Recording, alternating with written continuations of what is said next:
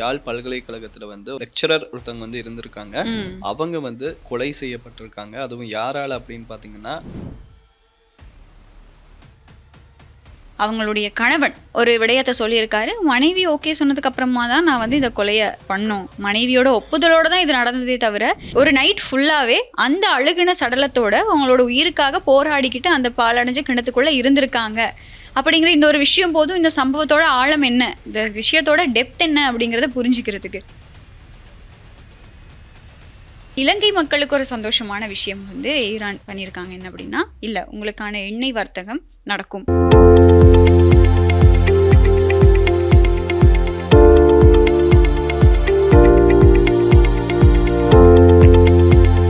வணக்கம் கனுஷ்யா. வணக்கம், எப்படி இருக்கீங்க?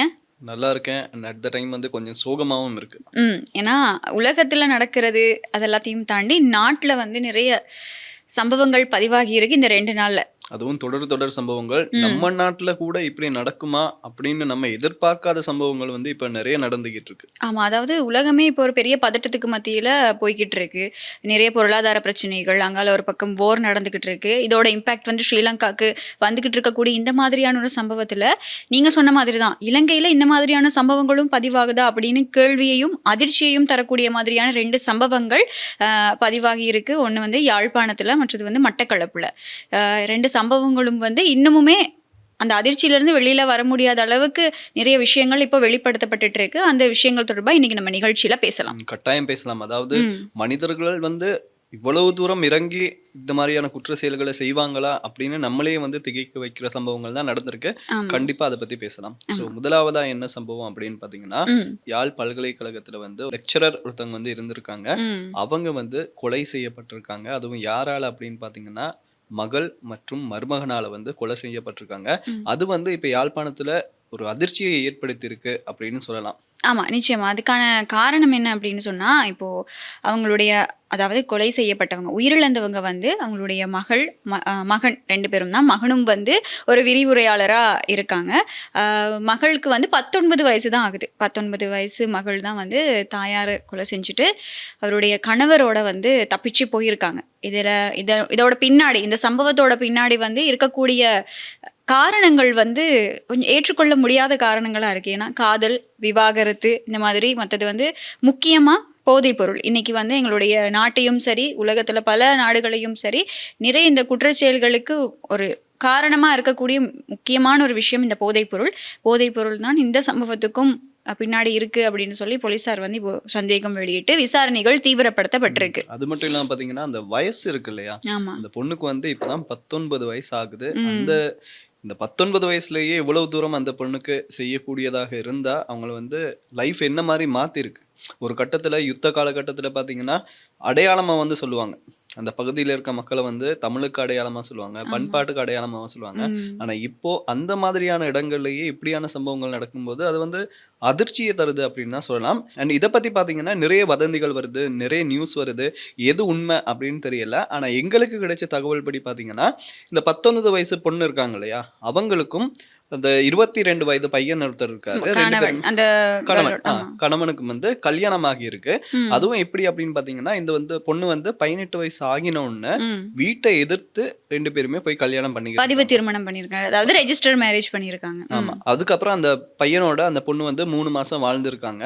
அப்போ சில சண்டைகள் வர இது சரி வராது அப்படின்னு சொல்லிட்டு அந்த பொண்ணு அவங்களுடைய அம்மா வீட்டுக்கே திரும்பி வந்துட்டாங்களா. வந்ததுக்கு அப்புறம் பாத்தீங்கன்னா கோர்ட்ஸ்ல கேஸ் போயிருக்கு, டிவோர்ஸுக்காக கேஸ் போயிருக்கு. ஆனா இந்த டிவோர்ஸ் கேஸ்ல அந்த பையன் இருக்காரு இல்லையா, அவர் ஆஜர் ஆகுறது இல்லையா. ஒரு 2-3 முறை ஆஜர் ஆகாத பட்சத்துல அந்த பையனுக்கே ஒரு கட்டத்துல தெரிஞ்சிருச்சா, இப்ப நான் ஆஜராகாட்டி இப்படியுமே டிவோர்ஸ் கொடுத்துருவாங்க, அப்படி ஏதாவது பண்ணணும் அப்படின்னு இருக்கும்போது தான் அவர் ஓட்டை பிரிச்சு வீட்டுக்குள்ள இறங்கி, அதுவும் அந்த பொண்ணோட ரூமுக்கு போயிட்டு பேசி கன்வின்ஸ் பண்ணியிருக்காரு.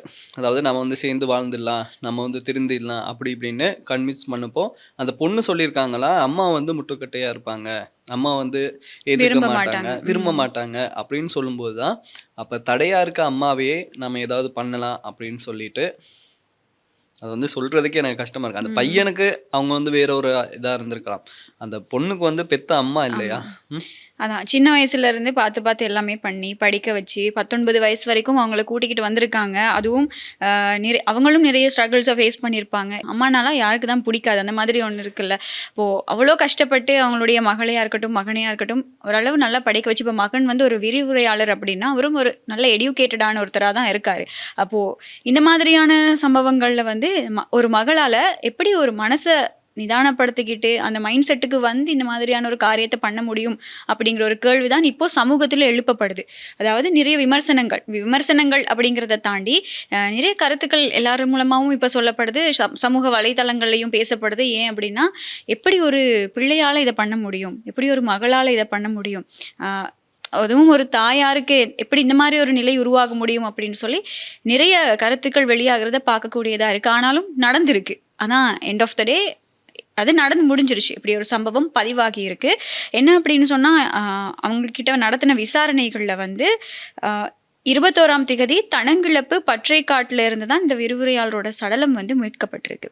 18ஆம் திகதி தான் நீங்கள் சொன்ன மாதிரி இந்த வீட்டோட ஓட்டை பிரித்து உள்ளே போய் இந்த கொலை சம்பவம் பதிவாகி இருக்கு. பதிவானது மட்டும் இல்லாமல் அவங்களுடைய நகைகள் வந்து கொள்ளையடிக்கப்பட்டிருக்கு. அவங்களோட கார்டில் இருந்து காசு, அதாவது ஏடிஎம்ல போய் காசு எடுத்துகிட்டு அவங்க வந்து திருகோணமலையில் போய் புதுசாக ஒரு வீடு வாங்கி அந்த வீட்டுக்கு பால் காய்ச்சி அந்த வீட்டில் தங்கியும் இருந்திருக்காங்க. இப்போ அதுக்கப்புறம் 2 நாளைக்கு அப்புறமா போலீஸாரால் கைது செய்யப்பட்டிருக்காங்க. ஏடிஎம்ல காசு எடுக்கிறதும் வந்து இந்த சிசிடிவியில் வந்து பதிவாகி இருக்கு. அது மட்டும் இல்லாமல் இவங்க இந்த கொலை செஞ்சதுக்கு அப்புறமா வந்து இவங்களோட அந்த சடலம், உயிரிழந்தவங்களோட கொலை செய்யப்பட்டவங்களோட சடலத்தை வந்து புதைக்கிறதுக்கு நிறைய இடங்கள் தேடி இருக்காங்க. பட் அதை எங்கேயுமே வந்து புதைக்க முடியாது. அந்த பதட்டத்தினால தான் இவங்க வந்து இப்படி ஒரு பற்றை காட்டுக்குள்ளே வீசிட்டு போயிருக்காங்க அப்படின்னு சொல்லி தகவல்கள் வெளியாகி இருக்கு. இப்போ இறுதி அஞ்சலி செலுத்துறதுக்காகவும் மகள் வந்து போலீஸ் பாதுகாப்போட வந்திருக்காங்க. இறுதி அஞ்சலி செலுத்துறதுக்கும் வந்ததுக்கு அப்புறமா இந்த மாதிரியான சம்பவங்கள் தான் பதிவாகி இருக்கு. இந்த யாழ்ப்பாண சம்பவத்தில் இப்போ கைது செய்யப்பட்டிருக்காங்க. என்னன்னா, இந்த கொலை செய்ததா சொல்லப்படக்கூடிய இந்த கணவன், அவருக்கும் வந்து 22 வயது, மகளுக்கு வந்து 19 வயது.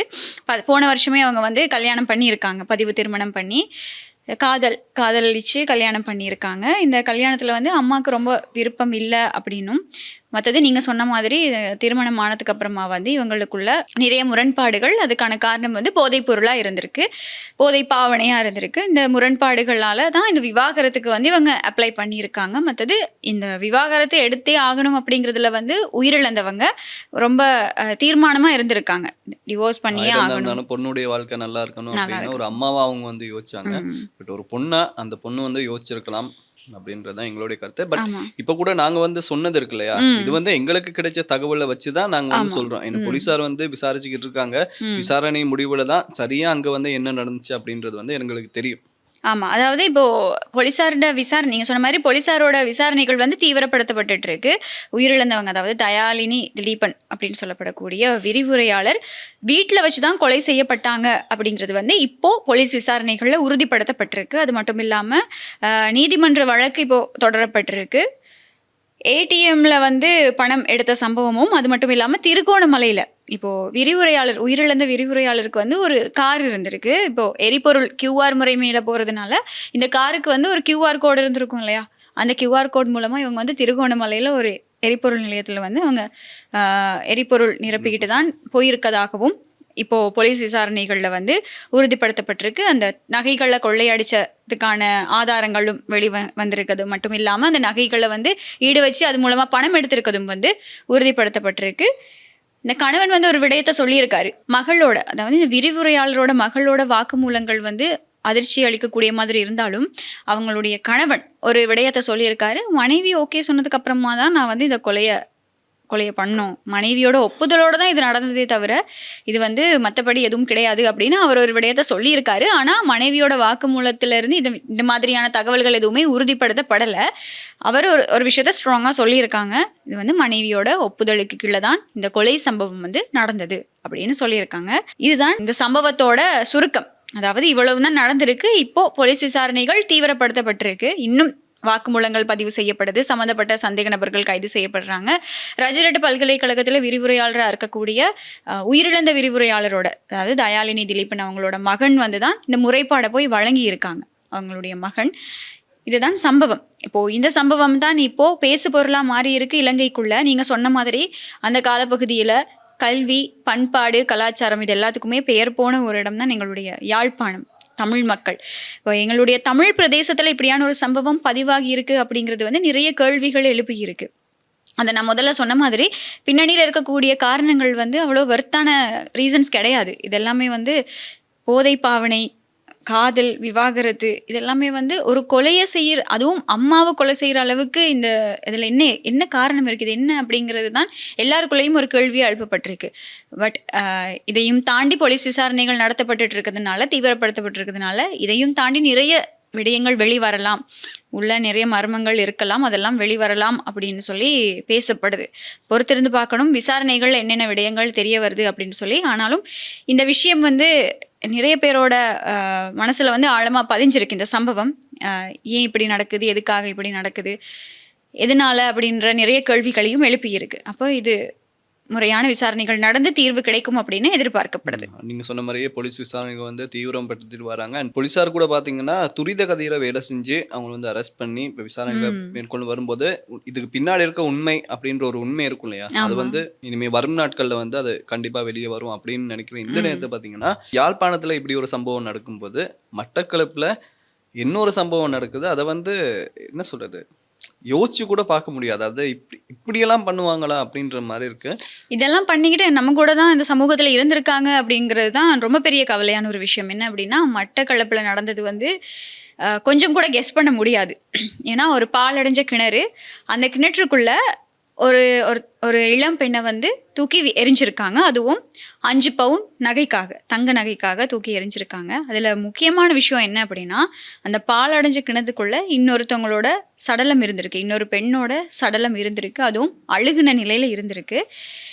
அந்த தூக்கி எறியப்பட்ட அந்த இளம்பெண் அவங்க வந்து ஒரு நைட் ஃபுல்லாவே அந்த அழுகின சடலத்தோட அவங்களோட உயிருக்காக போராடிக்கிட்டு அந்த பாலடைஞ்ச கிணத்துக்குள்ள இருந்திருக்காங்க அப்படிங்கிற இந்த ஒரு விஷயம் போதும் இந்த சம்பவத்தோட ஆழம் என்ன, இந்த விஷயத்தோட டெப்த் என்ன அப்படிங்கிறத புரிஞ்சுக்கிறதுக்கு.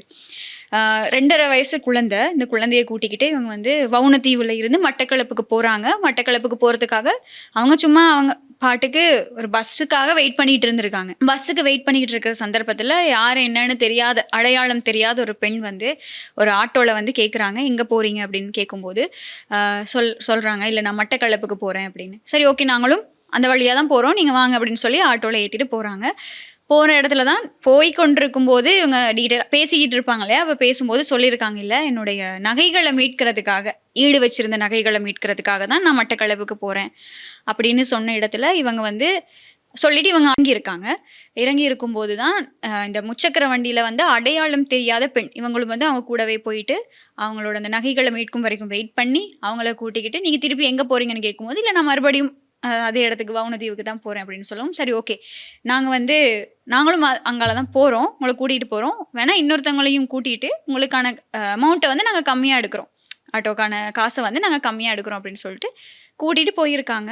போகிற வழியில் தான் மயக்க மருந்து கலந்த ஜூஸை கொடுத்து அவங்க மயங்கினதும் அவங்களுடைய தாலிக்கொடி கொள்ளையடிக்கப்பட்டிருக்கு. 5 பவுன் தங்க நகைகள் வந்து கொள்ளையடிக்கப்பட்டு 2.5 வயசு குழந்தை, இந்த குழந்தைய வந்து ஒரு வயல்காட்டில் தனியாக விட்டுருக்காங்க. மயக்கம் அடைஞ்ச இந்த இளம் பெண்ணை வந்து ஒரு பாலடைஞ்ச கிணத்துல தூக்கி வீசியிருக்காங்க. இவங்களை காணும்னு சொல்லி போய் முறைப்பாடு வழங்கப்பட்டு இவங்களை காணும் அப்படின்னு தேட போகும்போது சந்தர்ப்பத்தில் தான் இவங்க கிடைச்சிருக்காங்க. கிடைக்கும்போது தான் தெரிய வந்திருக்கு அதில் ஆல்ரெடி இன்னொரு சடலமும் இருக்குது, இன்னொரு பெண்ணினுடைய சடலம் வந்து இருக்குது அப்படின்னு சொல்லி. அப்போதான் தெரிய வருது இந்த கும்பல் வந்து இதையே தான் தொழிலாக வச்சுக்கிட்டு இருந்திருக்காங்க அப்படிங்கிறது. இப்போ இதெல்லாம் வந்து சமுதாயத்துக்கு நிறைய பாடங்களையும் எடுத்து சொல்லுது. ஆனால் எதுக்காக இப்படியெல்லாம் பண்ணுறாங்க அப்படிங்கிற ஒரு கேள்வியும் எழுப்பப்படுது. இப்போது அரெஸ்ட் பண்ணியிருக்காங்க, 5 பேரை அரெஸ்ட் பண்ணியிருக்காங்க இந்த சம்பவம் தொடர்பாக. அதே பாலடைஞ்ச கிணத்துல இப்படி தூக்கி எறிகிறத தான் இவங்க ஒரு வேலையாக நடத்திட்டு வந்திருக்காங்க அப்படின்னு தான் இப்போ வரைக்கும் தகவல்கள் வெளியாகி இருக்கு. போலீஸார் விசாரணைகளை தீவிரப்படுத்தியிருக்காங்க. இதில் முக்கியமான விஷயம் என்ன அப்படின்னா சம்பவம் நடந்து 24 மணித்தியாலத்துக்குள்ளே வந்து போலீஸார் வந்து 3 பேரை அரெஸ்ட் பண்ணிட்டாங்க. சம்பவத்தோட தொடர்புடைய அந்த 3 பேரையுமே அரெஸ்ட் பண்ணிட்டாங்க. இப்போது அந்த கைது செய்தவர்களோட எண்ணிக்கை வந்து 5ஆ மாறி இருக்கு. அண்ட் இதே மாதிரி பார்த்தீங்கன்னா இப்போ நகைகளை வந்து இவங்க வந்து ஈடு வச்சு அந்த பொண்ணுகிட்ட இருந்த நகைகள் இருக்கு இல்லையா? அத வந்து ம். ஈடு வச்சு, அதுல வந்து தான் வாழ்க்கைய வந்து நடத்திட்டு இருக்காங்க. ஆமா. அதுல வாகனங்கள் கூட வாங்கியிருக்காங்க. கார் வாங்கியிருக்காங்க. வாங்கியிருக்காங்க, ம். ஆட்டோ வாங்கியிருக்காங்க. ம். இப்படி சொகுசா வந்து வாழ்ந்திருக்காங்க. அண்ட் ஆமா. யோசிச்சு பாருங்க, அந்த பொண்ண வந்து கொன்னுட்டு போட்டிருந்தா, அது வந்து வேற விஷயம். அந்த பொண்ணுக்கு எதுவுமே தெரிஞ்சிருக்காது. பட் அந்த கிணத்துக்குள்ள வந்து ஒரு அழகிய சடலம் இருக்கு. அதுக்குள்ள தூக்கி போட்டுட்டு, அதிலேருந்தே சாவுங்க அப்படின்னு அவங்க விட்டுருக்காங்கன்னா, அவங்களுடைய மனநிலை வந்து எவ்வளவு கொடூரமா கொடூரமானது இருக்குன்னு இருந்திருக்கு. ஆமா. மனிதாபிமானம் இருந்தா இந்த மாதிரியான செயல்கள செய்ய மாட்டாங்க. நான் கேட்கிறேன், மனிதாபிமானம் எங்க போச்சு? அப்படிங்கிற ஒரு கொஸ்டின் தான். ஏன்னா, அந்த ஒரு குழந்தை வந்து விடிய விடிய கத்தி அழுதுகிட்டே இருக்கு. ஆ அங்கால வந்து அவங்க அந்த கிணத்துக்குள்ள அவங்களோட உயிருக்காக போராடிக்கிட்டு இருக்காங்க. இதெல்லாம் வந்து அந்த ஒரு 5 பவுன் தங்க நகைக்காக, அந்த காசுக்காக இவ்வளோதான். மத்தது இந்த மட்டக்களப்புல அதே கிணத்துல இந்த அழுகுன நிலையில மீட்கப்பட்ட பெண்ணோட சடலம் யாரு அப்படிங்கிறதும் இனங்காணப்பட்டிருக்கு இப்போ. மீட்கப்பட்ட சடலம் வெல்லாவெள்ளி போலீஸ் பிரிவிற்குட்பட்ட 40ஆம் கிராமம் வம்மியடி ஊற்றினை சேர்ந்த 45 வயதுடைய ரவி நலாயினி அவங்களோடதா இருக்கலாம் அப்படின்னு சொல்லி அவங்களோட உறவினர்கள் அவங்களோட அந்த காலனி வச்சு கண்டுபிடிச்சி அடையாளம் கண்டிருக்காங்க. அடையாளம் கண்டாலும் கூட இன்னும் பிரேத பரிசோதனைகள் நடத்தப்படலை. பிரேத பரிசோதனைகள் முடிஞ்சதுக்கு அப்புறமா தான் இதை உறுதிப்படுத்த முடியும் அப்படின்னு சொல்லி போலீசார் தெரிவிச்சிருக்காங்க. வலையிரவு பாலத்துக்கிட்ட வச்சு தான் இந்த இளம் பெண்ணையும் வந்து தூக்கி வீசி இருந்தாங்க. இந்த சம்பவம் இதே மாதிரி தான் அவங்களையும் இதுக்கு அந்த அழுகுன நிலையில மீட்கப்பட்ட சடலம் அந்த பெண்ணையும் வந்து இதே மாதிரி அவங்களோட தங்க நகைகளையும் கொள்ளையடிச்சு அதே பாலடைஞ்சு கிணத்துல தூக்கி வீசியிருக்காங்க. கைது செய்யப்பட்ட பெண், அதாவது இந்த முச்சக்கர வண்டியில வந்து இப்படி இவங்களை கூப்பிட்டு இருக்காங்க இல்லையா, அந்த கைது செய்யப்பட்ட பெண்ணுக்கு வந்து 26 வயசு தான் ஆகுது. இப்போ சிசிடிவி காட்சிகள் எல்லாம் வெளியாகி இருந்தது. காணாம போனதா சொல்லப்படக்கூடிய அந்த பெண்ணுக்கு பின்னாடி அந்த 2.5 வயது குழந்தையோட போகும்போது பின்னாடி ஒரு லேடி வராங்க. அவங்க தான் இதுக்கான சந்தேக நபர் அப்படின்னு சொல்லி அடையாளமும் காணப்பட்டிருந்தது. அதே மாதிரி இந்த சம்பவத்துக்கு பயன்படுத்தப்பட்ட இந்த முச்சக்கர வண்டியா இருக்கட்டும், நகை, அது எல்லாமே வந்து போலீசாரால மீட்கப்பட்டிருக்கு. இப்போ தொடர்ந்தும் தீவிர விசாரணைகள் நடத்தப்பட்டு இருக்கதா தான் சொல்லிட்டு இருக்காங்க. ஸோ விசாரணைகள் துரிதப்படுத்தப்பட்டிருக்கு. இதுக்கும் பின்னாடி எத்தனை பேர் இருந்தாலும் அவங்க வந்து அரெஸ்ட் பண்ணப்படணும். அதே ம். மாதிரி சரியான தண்டனைகள் வந்து குடுக்கப்படணும். ஆமா. அப்படி குடுக்குற பட்சத்துல தான் இனிமே இப்படியான சம்பவங்கள் வந்து நாட்டுல நடக்காம தடுக்கலாம். முன்னெல்லாம் ஞாபகம் இருக்கா? இப்ப இந்தியால பார்த்தீங்கன்னா, ம். டெய்லி இப்படி ஒரு நியூஸ் ஒண்ணு இருக்கும். அது வந்து நாங்க அப்போ வாசிக்கும்போது நமக்கு தெரியாது. ஏன்னா அது எங்கேயோ நடக்குது ஆனா இப்போ அப்படிங்கிறது. வந்து நம்மள சுத்தி நமக்கு கிட்டயே நமக்குள்ளேயே நடக்கும்போது, நடக்கும்போது. அது ம். வந்து பயமா இருக்கு இல்லையா? இனிமே அதிலும் இனிமே இந்த சம்பவத்துக்கு பிறகு ரோட்ல யாருமே வந்து நகை போட்டுக்கிட்டு இருப்பாங்களா அப்படின்னு வந்து பயமா தானே இருக்கும். ஆமா. ம். மத்தது வந்து இப்போ இந்த விஷயத்துல 5 பேர் அரெஸ்ட் பண்ணியிருக்காங்க தானே! இந்த 5 பேரும் வந்து நிறைய குற்றச்செயல்களோட தொடர்பு இருக்கக்கூடியவங்க அப்படிங்கிற விடயமும் வந்து தெரிய வந்திருக்கு. இதுல மக்கள் எடுத்துக்கொள்ளக்கூடிய விஷயம் நிறையவே இருக்கு. இப்போ யாழ்ப்பாண சம்பவமா இருக்கட்டும், இப்போ இந்த மட்டக்களப்பு நடந்த சம்பவமா இருக்கட்டும், இது 2லயும் வந்து பொதுமக்களா நாங்க எடுத்துக்கொள்ளக்கூடிய நிறைய லெசன்ஸ் இருக்கு. என்ன அப்படின்னு சொன்னா, முதலாவது யாரு என்ன ஏதுன்னு தெரியாதவங்களோட நம்ம எதுக்காக அந்த ஆட்டோல கூப்பிட்டதும் ஓகே. பட் எதுக்காக நம்ம போகணும்? யார் என்னன்னு தெரியாதவங்களுக்கு எதுக்கு நம்ம போறோம் அப்படிங்கிற விடயத்த அவங்கள்ட்ட ஷேர் பண்ணணும். அப்படின்னு இதெல்லாம் வந்து ஒரு முன்னெச்சரிக்கை இல்லையா? இப்படியான நடவடிக்கைகள்ல நம்ம ஈடுபடாம இருந்தோம் அப்படின்னா, எங்களுக்கு வர்ற பாதிப்புகள நம்ம வந்து நிச்சயமா தவிர்த்துக் கொள்ளலாம். மத்தது நம்ம வந்து யார நம்புறோம், யாருக்கிட்ட எதெல்லாம் சொல்றோம் அப்படிங்கிறதுல நம்ம வந்து ரொம்ப கவனமா இருக்கணும். முக்கியமா அவங்க வந்து ஒரு ஸ்ட்ரேஞ்சர். அவங்க அடையாளம் தெரியாதவங்க. யாரு என்னன்னு இதுக்கு முன்னாடி தெரியாது அவங்களுக்கு. இப்போ அவங்க கூப்பிடும்போது ஒருவேளை இவங்களுக்கு பஸ்ல போறது சிரமமா இருக்கும், ரொம்ப தூரம் டைம் ஸ்பெண்ட் பண்ணணும், அப்படி இப்படிங்கிற நிறைய காரணங்கள்னால இவங்க ஓகே, அவங்களா வந்து கேட்குறாங்க, உதவி செய்யவான்னு கேட்குறாங்க, நாங்க போறதுல தப்பில்ல இல்லையா அப்படின்னு நினைச்சு அவங்க போயிருக்கலாம். அவங்க வச்ச அந்த நம்பிக்கை தான் இன்னைக்கு அவங்கள இப்படி ஒரு சிச்சுவேஷனுக்கு தள்ளி இருக்கு.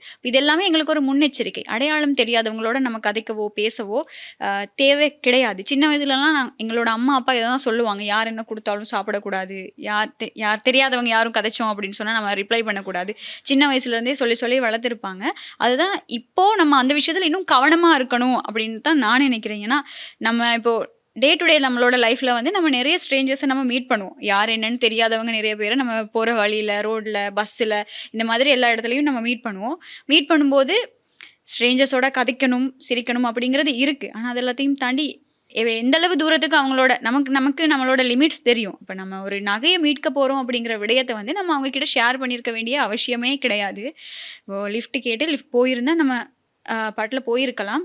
பட் இது எல்லாமே வந்து எங்களுக்கு ஒரு எச்சரிக்கையான ஒரு விஷயம்தான். மற்றது யாழ்ப்பாண சம்பவத்திலையா இருக்கட்டும், எல்லாமே வந்து எங்களுக்கு ஒரு விடயத்தை கற்றுக் கொடுக்குது. ஓகே, இதை பண்ணக்கூடாது அப்படிங்கிற ஒரு விடயத்தை கற்றுக் கொடுக்குது.